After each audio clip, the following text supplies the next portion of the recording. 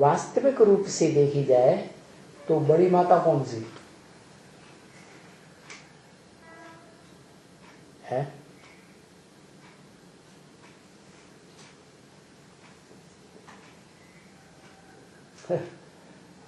परा प्रकृति बड़ी माता कैसे हो गई?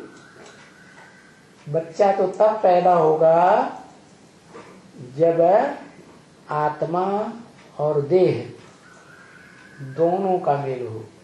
अरे वो तो है, ये नहीं तो ये नहीं तो ये, लिख के देने में कितनी देर लगती। तो आत्मा को प्रेफरेंस देंगे, आत्म भाव को प्रेफरेंस देंगे, या विनाशी देह को प्रेफरेंस देंगे? जो पति है किसको प्रेफरेंस देगा? आत्म भाव को प्रेफरेंस देगा ना। तो वो परा प्रकृति के द्वारा, परा प्रकृति के संयोग से जो संतानें पैदा होती हैं, वो किस तरह की संतानें पैदा होती हैं? पहले पहले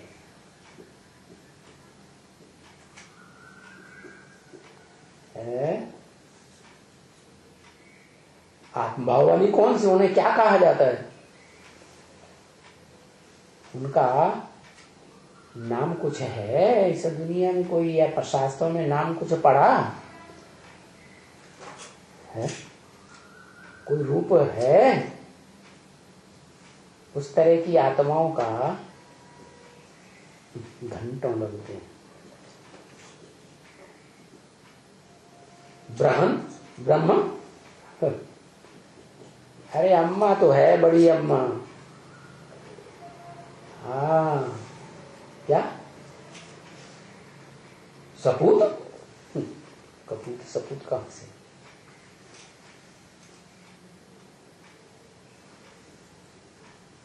क्या हुआ? चलो, रुद्रगण पुरुष स्वभाव वाले, आत्म भाव वाले। आत्म भाव की प्रकृति से किनकी पैदाइश होना शुरू हुई? पहले पहले आत्म भाव वाली आत्माएं पहले ज्ञान में आई ओम मंडली में, और उनमें भी सबसे पहले आई जो आत्मा शंकर के बाद दूसरे नंबर की योग धारण करने वाली, योगिनी जिसका नाम दिया, वो योगेश्वर, वो योगेश्वरी, वो ही जो रुद्र ज्ञान यज्ञ चलता है, आरंभ होता है, उसमें महारुद्र का काम करने वाला शंकर और उसकी सहयोग देने वाली आत्मा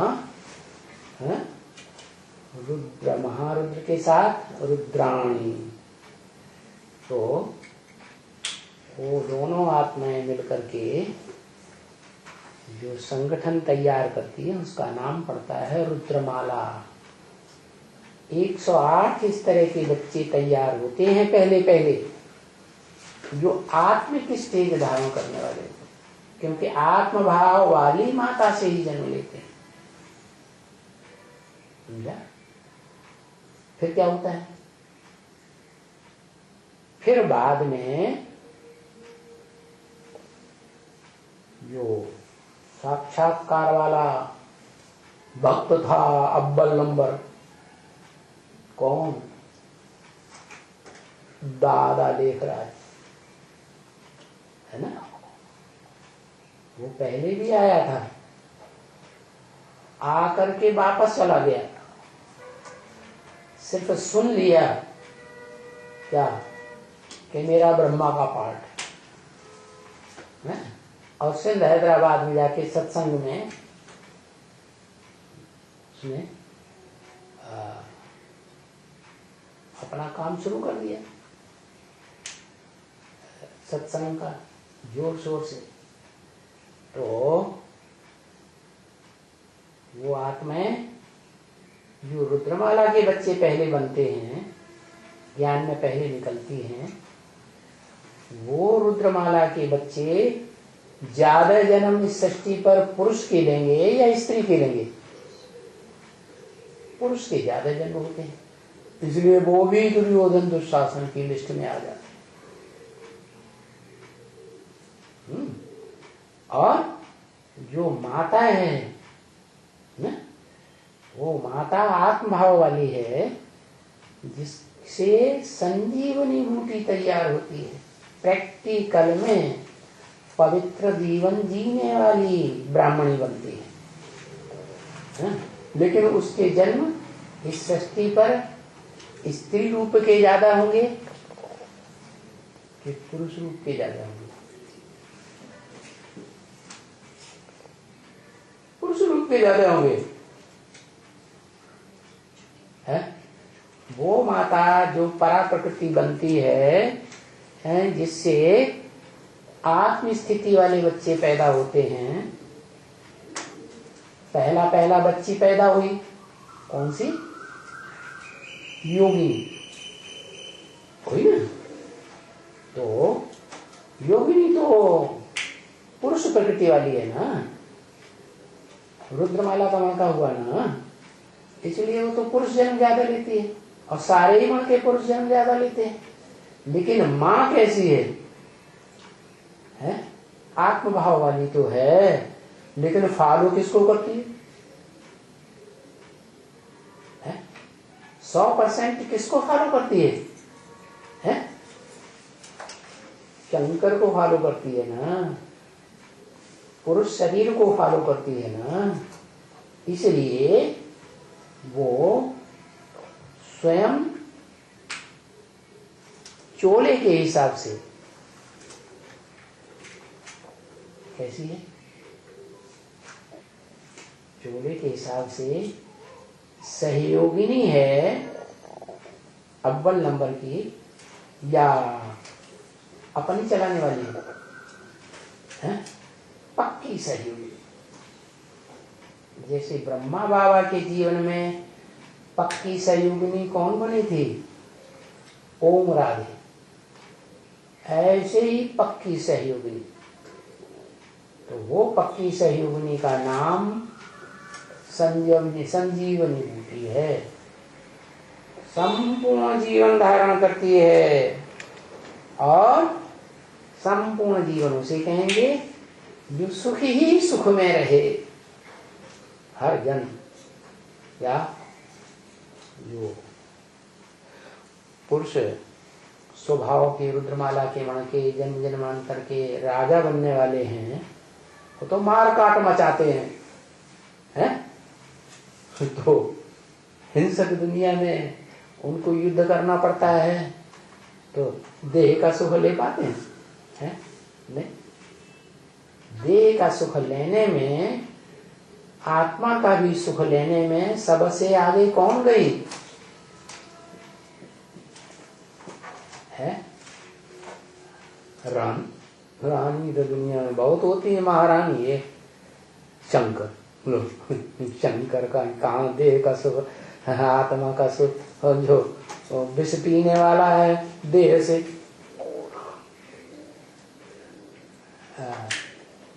राधा, वो राधा जो है वो ही वास्तव में संजीवनी बूटी है। प्रैक्टिकल में जब वो निकलती है तो सारे सूरजीत हो जाते हैं। नंबरवार रुद्रमाला के मण के भी सूरजीत बनते हैं। आधार मूर्त जड़ों के रूप में काम करने वाली आत्माएं भी सूरजीत बनती हैं। और यहाँ तक के सारे धर्म पिताएं और सारे धर्म पिताओं के फॉलोअर्स भी सूरजीत बन जाते हैं। या सब पुरुषार्थ में खड़े हो जाते हैं। या पुरुष अर्थ, आत्मा के अर्थ, आत्मा के कल्याण के अर्थ क्या करने में लग जाते हैं? जो तरीका बताया, अपन को आत्मा समझ करके साकार में आए हुए निराकार शिव के स्वरूप को याद करो, सबको ये संजीवनी बूटी मिल जाती, सब सूरजीत बन जाते हैं। तो फिर सब खड़े हो जाते हैं षष्ठी रूपी रंगमंच पर पुरुषार्थ करने के लिए, है ना। और सारी षष्ठी वसुधैव कुटुंबकम बन जाती है। सारी वसुधा के जितने भी प्राणी मात्र हैं, मनुष्य मात्र हैं, वो सब सुखी हो जाते हैं। यथा राजा पता पड़े तो सृष्टि के माता पिता ही संपन्न स्टेज धारण करते हैं, विष्णु रूप बन जाते हैं, तो सारी सृष्टि की पालना भी विष्णु के द्वारा होती है। नई सृष्टि की पालना होती है ना। तो ये तो होते हैं, बहुत ही ढेर के ढेर होते हैं। क्या होते हैं? संजीवनी बूटी जिनको सुंघाई जाती है तो क्या होते हैं? खड़े हो जाते हैं पुरुषार्थ। थोड़े नहीं, या कितने, बहुत, कितने ढेर के ढेर। अरे बताओ, बहुत ही कितने। अरे राम राम, हाँ 750 करोड़, 7.5 अरब इतनी मनुष्य आत्माएं संजीवनी बूटी सूंघती हैं और पुरुषार्थ में खड़ी हो जाती है। जैसे विष्णु खड़ा हुआ है त्रिमूर्ति में। क्या? ओम। आज वैरायटी बताया ना कि देहभान जिस तरह से गिरता है, देहभान में जिस तरह से आते हैं, जैसे संगम युग में वाइब्रेशन से संतान पैदा होती है, और सतयुग में मुख की जो ज्ञानेंद्रियां है वहां तक आ गया, और मुख से प्यार से संतान पैदा होती है। सती मुरली बोला। हाँ जी। और त्रेता में बाहुपाश में आ गए, द्वापर में कमर तक आ गया, दृष्ट इंद्रियों तक आ गया। तो हर युग का बताया। लेकिन कलयुग में ऐसे क्या हो जाता है? कलयुग में तो सारे ही अंग, जो भ्रष्ट से भ्रष्ट अंग है, इसके ऊपर सारा वजन पड़ता है। पांव, वो भी जब पति बच्चा पैदा करता है ना, बीज डालता है ना, तो आखिरी जोश में जब आता है तो ये भी कड़क हो जाता है।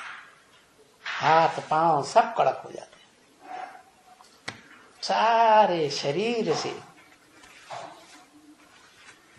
शरीर का सारा खून की ताकत लग जाती है। हाँ, उसको कहेंगे बेविचारी दुनिया। कैसी? भय वर्ण शंकर सब है, सब वर्ण शंकर हो जाते हैं। न कोई देवता ब्राह्मण रहता है, न कोई क्षत्रिय, न कोई वैश्य, न कोई शूद्र। क्या भंगी ना आकर के ब्रह्मा बाबा के गले लिपट जाती है। क्या कहा? सारी सभा के सामने नो लोकलाज। तो समझ में नहीं आ रहा है कि कलयुग में क्या होता है। एकदम व्यभिचारी बन जाते हैं सारे ही अंग व्यभिचारी। पांव भी तो अंग हैं भ्रष्ट इंद्रियों में। सांप होता है ना, सांप जब आपस में मिलते हैं तो खड़े हो जाते हैं और पूंछ पे सारा उनका दबाव आता है।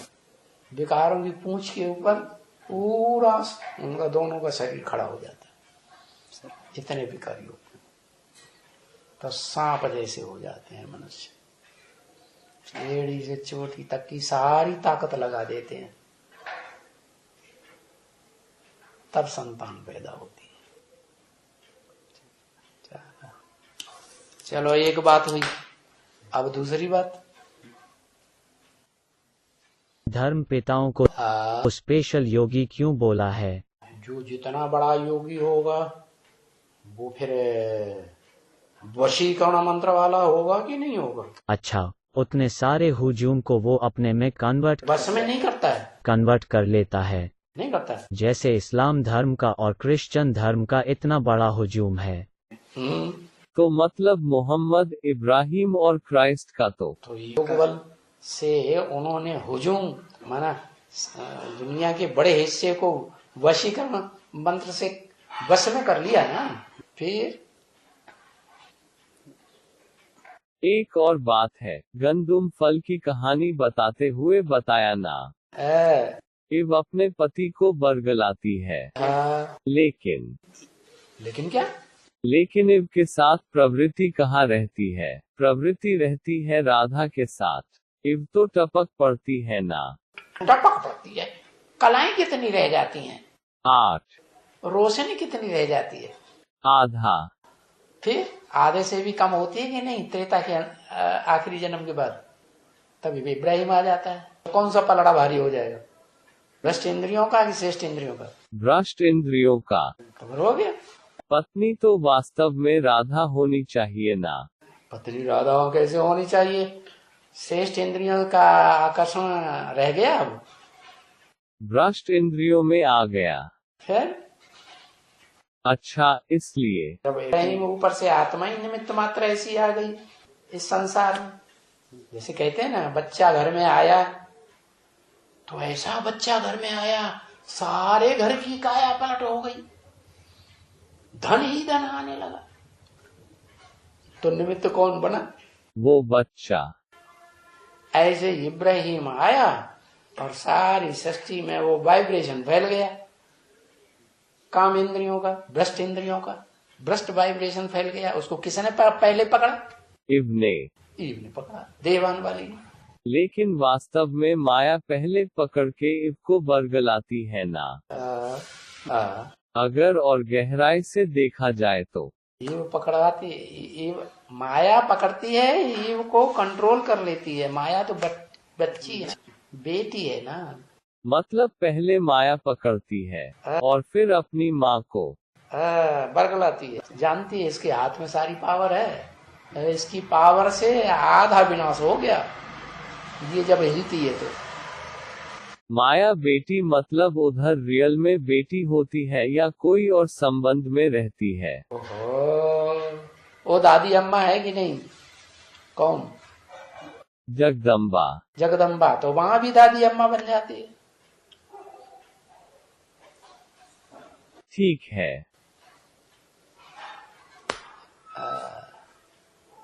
और यही 2-3 पॉइंट्स नोट किए थे जो क्लियर करने थे। बस इतने में हवा निकल जाती है। अरे इतना प्रश्न आना चाहिए कि आने वाले लोग जो है प्रश्न करना ही भूल जाए।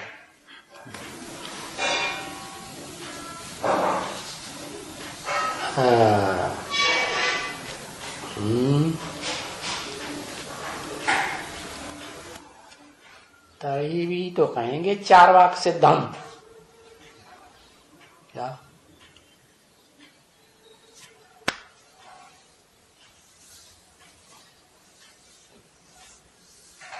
एक चार्वाक ऋषि बताते हैं, ऋषि मुनि, वो किसी की बात को चलने ही नहीं देते, सब बातों को काट देते। वो उनको नास्तिक संप्रदाय लोग कहते हैं, ऋषि मुनि लोग नास्तिक है। बहुत वाद विवाद, बाल में से खाल, खाल में से बाल है। चार्वाक मुनि। हाँ हाँ। चलो, हे